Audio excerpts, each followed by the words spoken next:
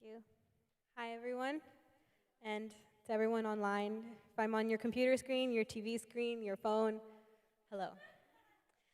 So today, we are going to be analyzing the chapter Psalm 27. Okay, and I'm going to start with Psalm 27:1, which says, "The Lord is my light and my salvation. Whom shall I fear? The Lord is the stronghold of my life. Of whom shall I be afraid?" Psalm 27:2.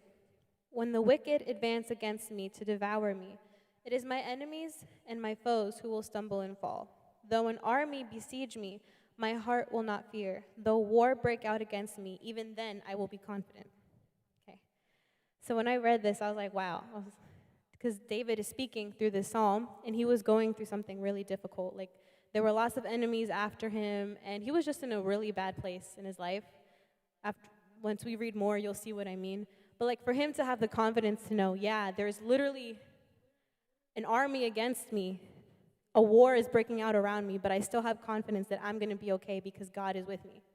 And that really spoke to me because it's crazy what's going on around. Like, it feels like the movie Endgame, you know? Like, everyone's like, and like, you know. um, and when I read this, I was like God is speaking to me because it says, when the wicked advanced against me. So it means that we don't have to go looking for those people that did us wrong. We don't have to go after those people that spoke bad about us or that can't stand us or that hate us. God is going to take care of them. I don't have to worry about them at all. Like, they're out of my mind. Like David said, when they try to come against me, advance against me to devour me, which means slander me, talk bad about me, try to destroy my life, it is my enemies and my foes who will stumble and fall. We won't fall. We will stand strong because we are with God. Continuing on, it says, "One thing I ask from the Lord, this only do I seek, that I may dwell in the house of the Lord all the days of my life, to gaze on the beauty of the Lord and to seek him in his temple." And this is just, it's really beautiful what David is saying. He's very poetic and very talented. God gave him that gift as a musician, as a poet. He's written many psalms in the Bible. And for him to say, yeah, I'm here alone, and so, uh, you know, looking at the circumstances, I should be afraid, but because I have you, why would I need to be afraid when the creator of the universe loves me and knows my value and knows my worth? He says, that's why one thing I ask from the Lord, this only do I seek, that I may dwell in the house of the Lord. He's saying, all I want is to be with you, God, for the rest of my life, no matter where that be. You know, it doesn't have to be a physical temple. At home, like the virus isn't stopping us from going to church online. And, you know, we can still find community with our family at home. Like, I'm growing closer to my brother and my mom and my dad. And, you know, I've been gone for so long in college, and now that I'm back here, it feels good. I feel at home again. I feel at peace with them. And continuing on, it says, "For in the day of trouble, he will keep me safe in his dwelling. He will hide me in the shelter of his sacred tent and set me high upon a rock." Wow. Like, right now, we are in a day of trouble, but we don't have to worry because God has a safe place for us. We're safe in his dwelling. He's hiding us in the shelter of a sacred tent, and we are high upon a rock. Remember how David was saying that his enemies will stumble and fall? We're high above a rock, and we're seeing them stumble and fall, and we're not worried about it because we put it in God's hands, and God is taking control of it. He says, "Then my head will be exalted above the enemies who surround me. At his sacred tent, I will sacrifice with shouts of joy. I will sing and make music to the Lord," which is literally what we're doing right now. You know, we saw how a good job, the band did such a good job of worshiping and bringing all of us together from our homes, and I commend them. They're a really good team. They always come and bring in like the best effort that they can at all times. Like, they always come with a positive attitude, and I love them for that. And it's not easy to find young people like that, you know? I love them a lot. Love you guys. Okay. Continuing on to Psalms 27:7. Hear my voice when I call, Lord. Be merciful to me and answer me. My heart says of you, seek his face. Your face, Lord, I will seek. Do not hide your face from me. Do not turn your servant away in anger. You have been my helper. Do not reject me or forsake me, God, my Savior.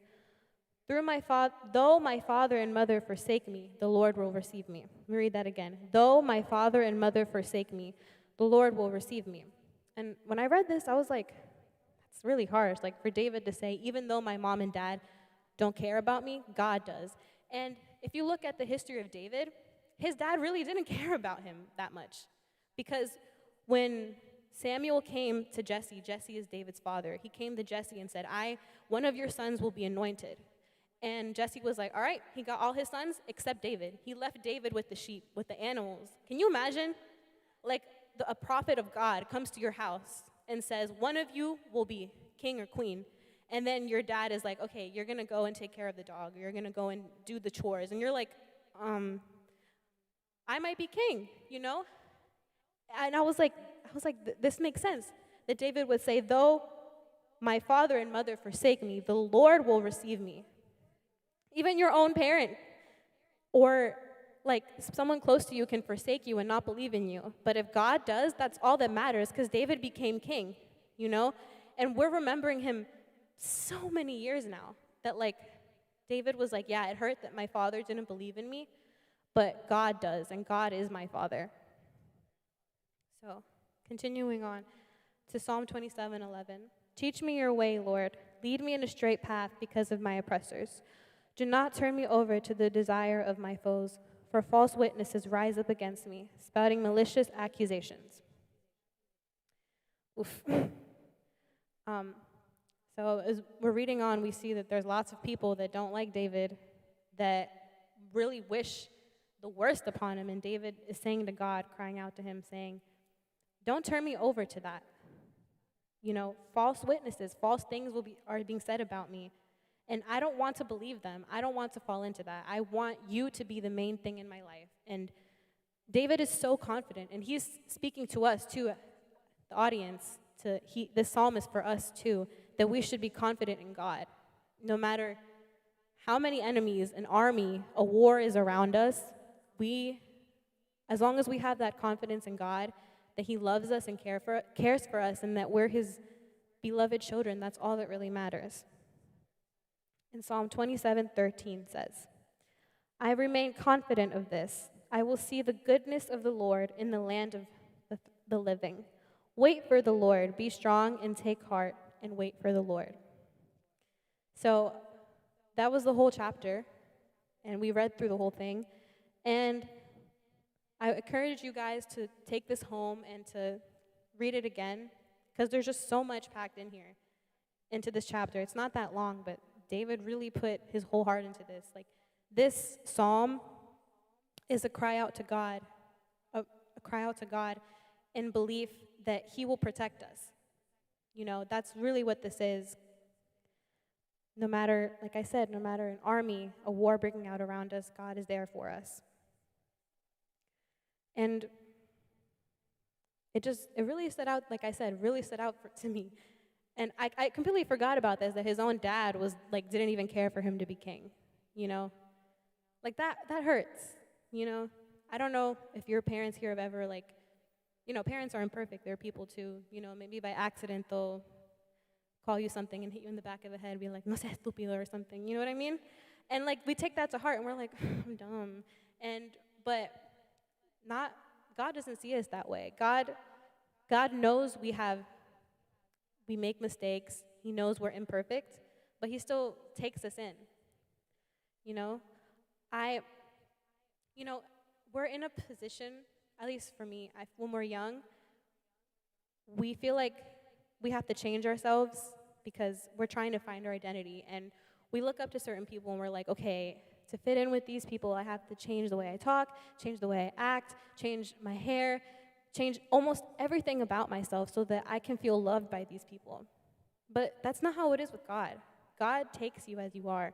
God took David as a little shepherd boy. He was probably stinky, you know, because he was with animals all day and he was sweaty, and God was like, I'm going to make you king.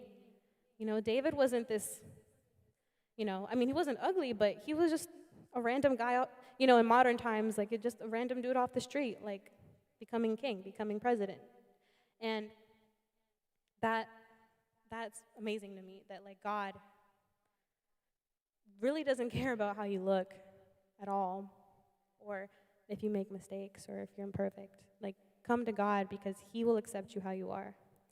So thank you guys for listening, and for tuning in online. I miss all of you so much, all of your beautiful faces. Uh, it's not the same, I wish I could see you guys here sitting down, but I still have people here in the room. Shout out to them. Thank you. Uh, yeah, I want to take this time to ask my dad to come pray over the youth, and